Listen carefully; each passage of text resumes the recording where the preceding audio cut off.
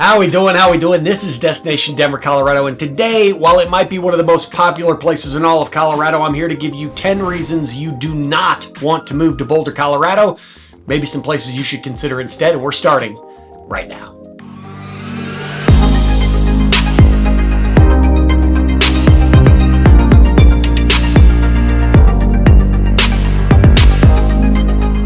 All right, this is Destination Denver, Colorado. I'm your host, Jimmy Everett, and listen, if you're interested in learning all the ins and outs, pros and cons to moving to or around the Denver Metro and Colorado Front Range, this is the channel for you, and you're going to want to make sure you click that subscribe button down below. And while I try to be informative here on camera, I'm also a licensed mortgage broker covering the entire state of Colorado and team with some of the state's most talented realtors. And we're helping people like you move here each and every day. So the number and email you see on your screen, know that I am always the person, answer your phone calls, answer your texts, answer your emails, there, winning if you need me. Now that we're done with that fun-filled stuff, let's get to what we're here for, and that is 10 reasons not to move to Boulder, Colorado. So Boulder, Colorado, I say in a lot of videos, one of the most majestic towns, yes, I use that word majestic, that you're ever going to see. Located about 45 minutes to an hour, depending on traffic, I'll get debates on that, from Denver, northwest of the capital. As you go over Route 36 going into Boulder, one of the various routes to get into the town, you come over this ridge, there's a green belt, and there's Boulder, sitting there in this valley right in front of the Flatiron Mountains.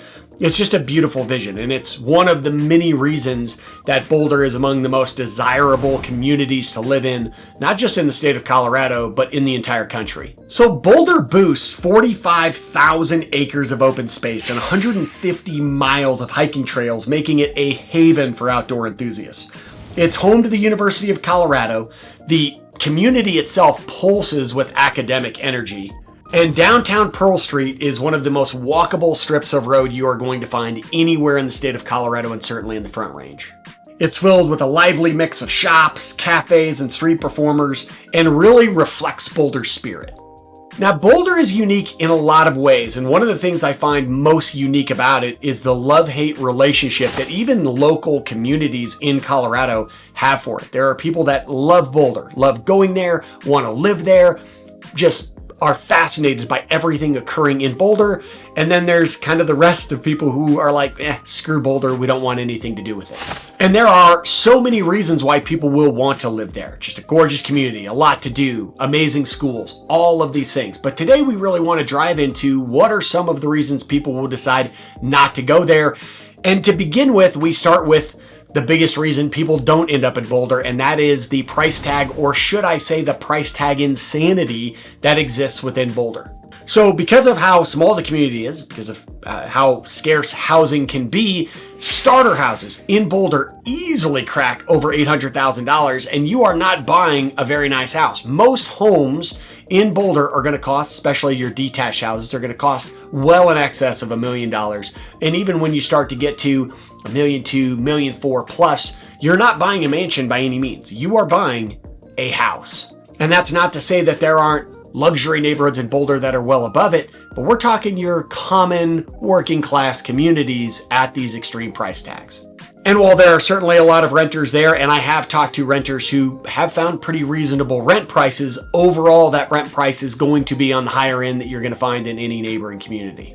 So when it comes specifically to price tag, a lot of people will move to the outskirts of Boulder. They'll go to communities like Louisville or nearby Superior, the type of communities where the price tag is a bit lower. Louisville is still going to be expensive, no doubt about it.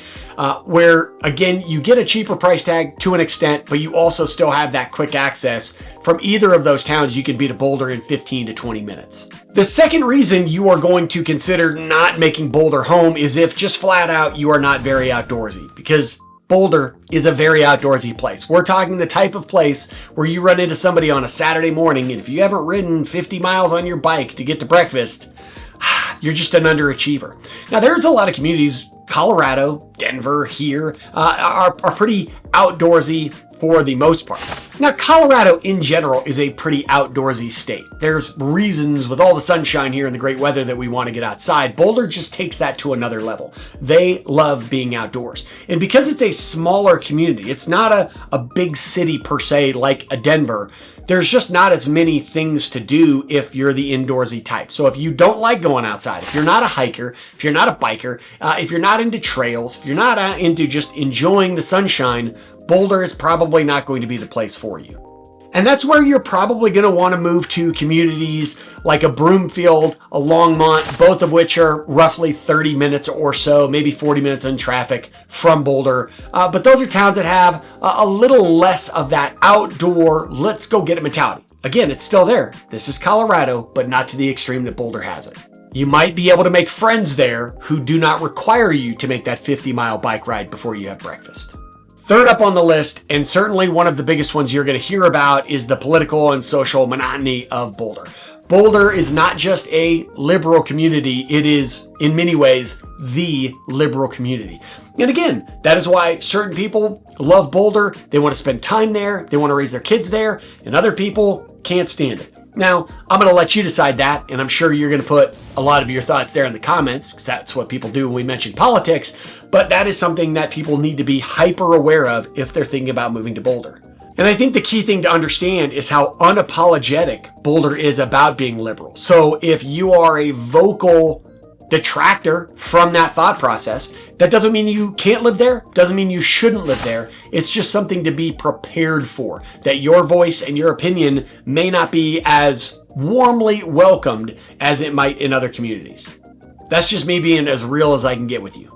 Nearby communities like Erie, like Lafayette, seem to be a bit tamer in that general region again has, and that's not to say that these towns won't have some progressive features to them. You just might not find it at the extreme level that Boulder can hold. I cannot wait to see where people take it with the comments on that one. Can't really win either side of that teeter-totter. Fourth one, and I admit this is pretty tic-tac if you are in love with Boulder, but that is traffic and parking nightmares. So Boulder is a hub of traffic and of travelers and of people coming to visit and people going to school there. Obviously, you have a large university with the University of Colorado. You've got a lot going on within this community. So there are a lot of times during the day where traffic for such a relatively saying small town, I'm going to use air quotes there, the traffic is just a bit insane.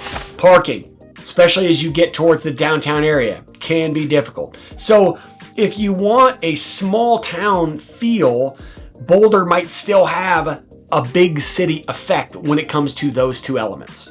And for those, in talking to people, a lot of them will move to a Longmont, which again is a great city, great outdoor area, a lot to see there, or nearby suburb of Boulder, Gun Barrel, which is just a little slower, a little calmer. Next up on the list, and certainly one that my friends and colleagues that live up in Boulder talk about all the time, is the eco-regulation nightmare that Boulder can create. So you're talking about remodeling a house, you're talking about putting up a fence, you're talking about a tiny kitchen project. I mean, enjoy the fact that you're going to have to pull 47 permits, the fact that this project that should take a weekend is going to take 6 months. Boulder has bureaucratic chaos. And I know I just talked about politics early in this video, so have all the fun you want with that.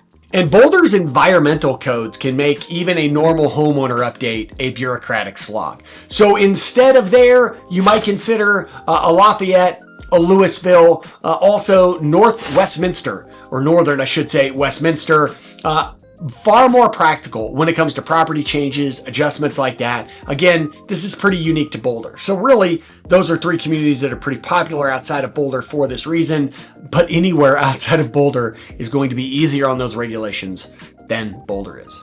So next up is the vibe of Boulder. And when we talk about how people might have a love-hate relationship with Boulder, this is kind of one of the reasons that Boulder has, I think, a little self-serious problem going on there in Boulder. Sometimes they think they're kind of saving the world, and maybe in some ways they are. Maybe in some ways they are. But sometimes it's just an earnestness that gets way too heavy. So if you're not about, like, we must transform humanity through solar panel art, if you'll get tired of that type of mentality fast, Boulder can wear you down, and you should be prepared for it. So instead of that, you're probably going to move to a community like a Niwot, which is wealthy, it's quiet, it's a bit more down to earth. You might move a bit farther from Boulder, maybe 30 minutes away, down towards western Arvada, which is still beautiful, full of nature, and it's very family focused. It's very community first. It's less philosophical, I'll say that for certain. Next up on the list, and this kind of goes with that bureaucratic challenge of doing renovation, but that is aging infrastructure. Now, you might think that buying $1 million house would get you something brand new. Not so much in Boulder. It tends to get you an old classic that might need a lot of work. And that goes for a lot of Boulder's infrastructure. It's roads, it's schools, it's utilities. They're aging and they're hard to update because there's this endless regulation.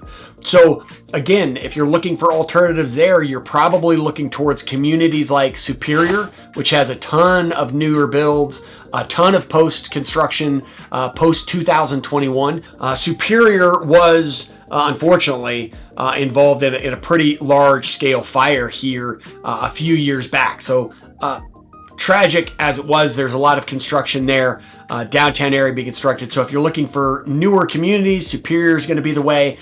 East Erie, or Erie for that matter, which is, again, roughly 30 minutes away from Boulder, less, depending on what part of Erie you're coming from. A lot of new homes, a lot of new schools, less maintenance by a long shot. If that infrastructure is a concern, certainly newer communities that you can consider. Next, and one that has kind of always been an issue in Boulder, and maybe to some extent it's ignored, maybe to some part it's just part of the community, but the homeless situation in Boulder is a thing. And it's not new. It has, from some of the people I've talked to, gotten worse, but it seems like, with the exception of maybe certain festivals, there's always an element of homelessness, especially in the heart of Boulder.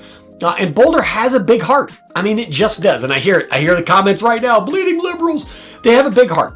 And because of that, I think that big homeless situation doesn't necessarily go away. Certainly some efforts to help it. So in downtown areas, in parks, creek paths, public spaces, they're often visible.